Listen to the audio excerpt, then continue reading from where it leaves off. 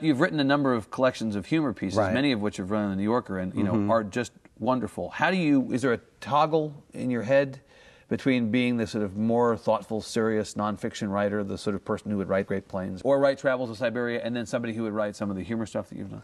Well, I look for humor in any reporting piece, and I have a piece in the New Yorker about Asian carp that are invading various water, the Illinois River, Tennessee River. They came up the Mississippi, and there's a type of Asian carp that jumps out of the water and just smacks into it.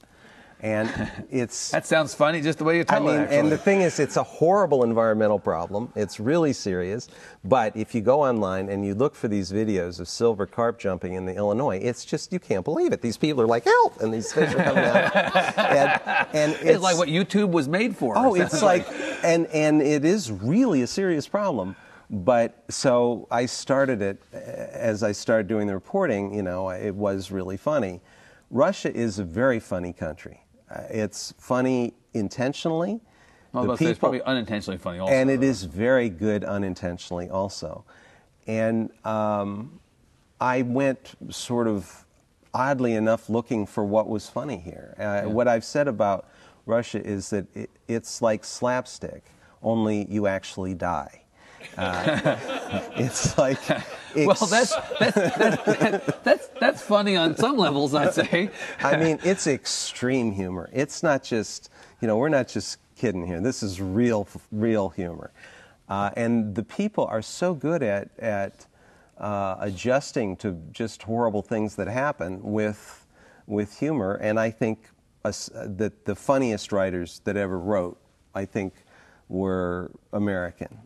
That's probably a cultural prejudice. But my second, or almost as great, would be Russian humor writers. I think Gogol is a hilarious writer.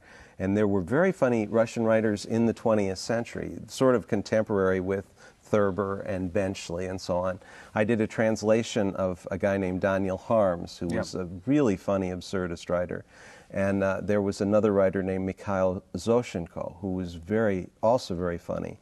They have I love their sense of humor, and when I get their jokes, there's just this big rush of excitement because of the cultural barriers between, just being able to cross into that.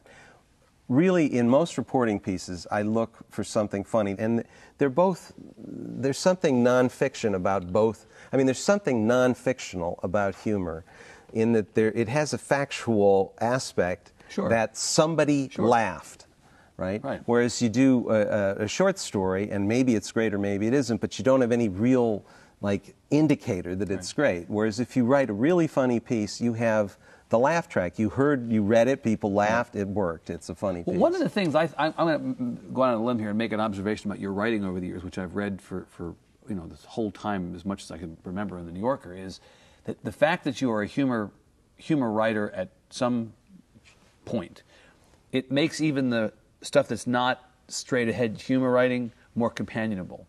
And I'm thinking in particular about a piece you did a couple years ago, I hope I get this right, about going back to Ohio. Right. And I remember how, a lot of people would have written that piece a very, very different way, but the tone of it felt so, it got me into it. And there was something funny, even though I don't know that you meant for it to be funny. It was sort of more sort of sad and a little bittersweet. Right. Well, I mean, my model is Mark Twain on that. The Mark Twain started as a humor writer, and if you he started also as a travel writer, really. Right. And is America's greatest travel writer, I would say. But it actually works in your favor if you're a humor writer, because people are always kind of waiting to see if you're going to do something funny. Right. And once you get people laughing, they will then continue to laugh without you necessarily being all that funny. So, and it's a great thing that works in your advantage. People they say, okay, I think something will be funny. So they have another reason as they're reading. It gives them a little bit of a plot. The reader has a little bit of a plot going on. Anticipation. It's anticipation, and it's a search. Oh, wait a minute, is this funny here? And sometimes I'll do something where I'm really serious and I'm like ready to weep or something, and I get a big laugh, and oh wow, why did I get a laugh on that? Because I feel very emotional about it or something. But But yeah, I think it does help with reporting. Yeah.